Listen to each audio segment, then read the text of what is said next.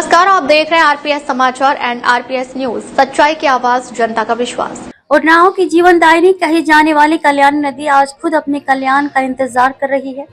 4 साल पहले बड़े बड़े दावों और सरकारी घोषणाओं के साथ शुरू हुआ पुनरुद्धार अभियान आज भी अधूरा पड़ा है।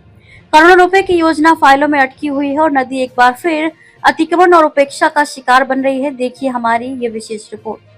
हरदोई के माधोगंज क्षेत्र से निकलने वाली कल्याणी नदी कभी उन्नाव और हरदोई के दर्जनों गांवों की जीवन रेखा हुआ करती थी। सिंचाई, पशुपालन और भूजल संरक्षण का प्रमुख स्रोत रही यह नदी वर्षों के अतिक्रमण, अवैध खनन और उपेक्षा के चलते लगभग विलुप्त होने की कगार पर पहुंच गई। वर्ष 2022 में नदी को पुनर्जीवित करने के लिए बड़े स्तर पर अभियान शुरू किया गया।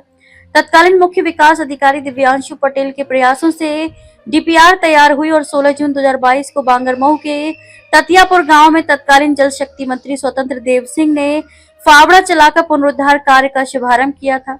उस समय दावा किया गया था कि कल्याणी नदी को उसके पुराने स्वरूप में वापस लाया जाएगा। योजना के तहत 3 चरणों में लगभग 68 किलोमीटर लंबी नदी के पुनरुद्धार का खाका तैयार किया गया था, लेकिन बारिश, अधिकारियों के तबादले और चुनावी व्यस्तताओं के चलते यह योजना लगातार पिछड़ती चली गई। बीते वर्ष तत्कालीन जिलाधिकारी गौरांग राठी ने एक बार फिर नदी के पुनरुद्धार की पहल की। मनरेगा के माध्यम से नालों और तालाबों की सफाई तथा पौधरोपण की योजना बनाई गई। करीब 9 करोड़ 89 लाख रुपए की कार्य योजना पर काम भी शुरू हुआ, लेकिन मजदूरी भुगतान में देरी और मौसम की बाधाओं के कारण ये कार्य भी अधूरा रह गया।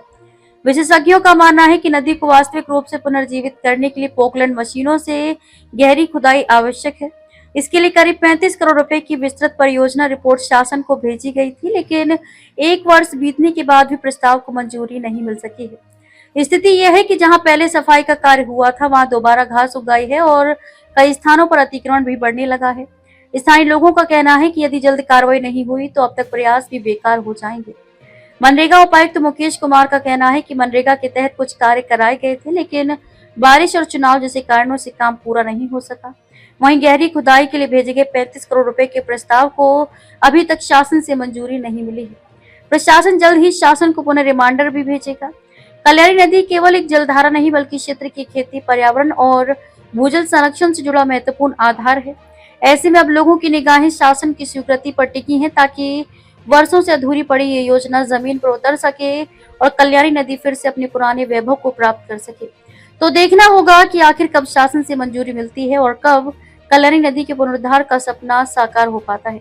रिपोर्ट गिरीश त्रिपाठी। हर खबर पर हमारी पैनी नजर, हर मुद्दे पर बेबाक विश्लेषण, गांव से लेकर शहर तक, देश से लेकर दुनिया तक हम लाते हैं आपको सबसे तेज, सबसे सटीक और सबसे विश्वसनीय खबरें। राजनीति हो या समाज, शिक्षा हो या रोजगार, खेती किसानी से लेकर विकास के हर बात हम दिखाते हैं सच, बिना किसी डर, बिना किसी दबाव, क्योंकि हमारा उद्देश्य है जनता तक सही जानकारी पहुंचाना। तो जुड़े रहिए आरपीएस समाचार एंड आरपीएस न्यूज के साथ, क्योंकि यही है आपकी आवाज, आपका अपना समाचार।